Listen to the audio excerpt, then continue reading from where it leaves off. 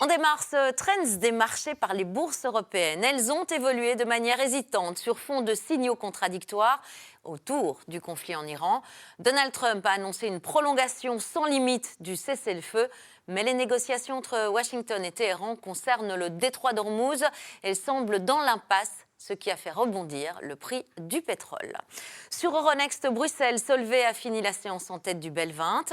Hors indice, Onward Medical s'est illustré. Du côté des baisses, KBC a marqué le pas. CMB Tech a chuté malgré l'annonce d'un coupon exceptionnel de 110 à 170 millions d'euros pour ses actionnaires. Et on file en Angleterre, si vous le voulez bien, à présent, où depuis une semaine, Keir Starmer, le Premier ministre britannique, se retrouve à nouveau sous pression. En cause, une publication de The Guardian. Revenons-y avec notre expert Nicolas De Crome. Bonsoir Nicolas. Bonsoir Fanny. Alors on en parle en effet, ça concerne la nomination de l'ancien ambassadeur britannique à Washington, Peter Mandelson. Donc on est entre l'Angleterre et les États-Unis bien sûr, mais c'est quoi la polémique exactement ? C'est une saga en fait qui a commencé en septembre de l'année passée, quand il y a eu les révélations que Peter Mandelson a eu des liens assez étroits avec Jeffrey Epstein pendant plusieurs années.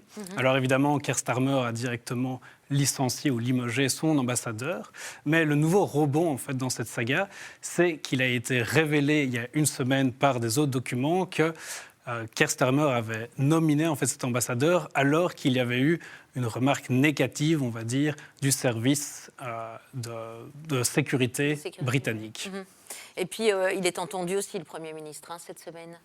Oui, exactement. Donc là, pour le moment, il a été auditionné hier et il est encore auditionné aujourd'hui au Parlement. Alors, cette révélation, elle arrive justement, pas de chance, avant les élections locales qui vont se tenir le 7 mai prochain. C'est tout bientôt. Ça sera quoi l'impact et qu'est-ce qu'on peut en attendre ? Alors, c'est certain que cette nouvelle histoire ne va pas aider Keir Starmer et le parti travailliste, mais on va dire mesurer l'impact serait un peu compliqué. Si on regarde le dernier sondage qui a été fait par Opinium. Exactement.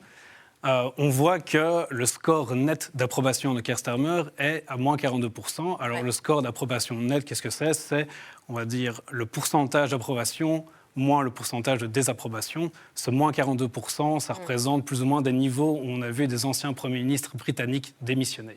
D'accord. Alors si on dézoome un petit peu tout ce contexte politique et qu'on s'intéresse au contexte géopolitique, le Royaume-Uni n'a sûrement pas été aussi épargné par la guerre quand on réfléchit. Exactement, on a eu les chiffres d'inflation ce matin pour le mois de mars. Alors on voit qu'on a une inflation à 3,3% sur glissement annuel et 0,7% sur glissement mensuel. On peut voir que c'était dans les attentes du marché, mais clairement, ça montre que le Royaume-Uni n'a pas été épargné non plus par cette guerre.